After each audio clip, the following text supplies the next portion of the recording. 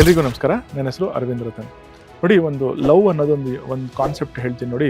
ಈ ನಂಬರ್ಸ್ ಅವರು ಯಾವತ್ತೂ ಲವ್ನ ಚೇಸ್ ಮಾಡಬಾರ್ದು. ಯಾಕಂದರೆ ನೀವು ಯಾವತ್ತೂ ಈ ಲವ್ನ ಚೇಸ್ ಮಾಡೋಕೆ ಹೋಗ್ತೀರಿ. ನಾನು ಲವ್ ಅನ್ನೋದನ್ನು ಎಲ್ಲ ರೀತಿಯಲ್ಲಿ ಹೇಳ್ತೀನಿ, ಬರೀ boy friend girl friend love ಅಂತಲ್ಲ. ನೀವು ಇವಾಗ ಬ್ರದರ್ ಸಿಸ್ಟರ್ ಲವ್ ಚೇಸ್ ಮಾಡಬಾರ್ದು.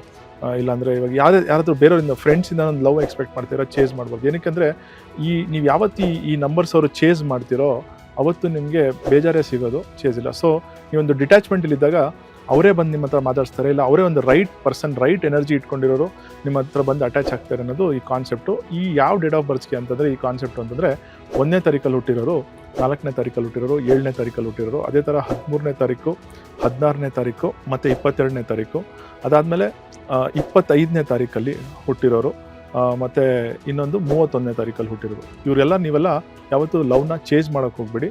ಆಮೇಲೆ ಇನ್ನೊಂದು 28ನೇ ತಾರೀಕಿಗೂ ಹೌದು. ಸೊ ಇವ್ರು ಯಾರು ಲವ್ನ ಚೇಸ್ ಮಾಡಿಬಿಡಿ, ನಿಮಗೆ ಆಟೋಮೆಟಿಕಲಿ ಜನ ಹುಡ್ಕೊಂಡು ಬರ್ತಾರೆ. ಅವತ್ತು ನಿಮ್ಗೆ ಆ ರೆಸ್ಪೆಕ್ಟ್ ಸಿಗುತ್ತೆ. ಇಲ್ಲಾಂದರೆ ನೀವು ಎಷ್ಟು ಚೇಸ್ ಮಾಡ್ಕೊಂಡು ಹೋಗ್ತೀರೋ ಅಷ್ಟು ಡಿನೈಲ್ ಸಿಗುತ್ತೆ. ಈ ಕಾನ್ಸೆಪ್ಟ್ನ ಮರಿಬೇಡಿ. All the very best.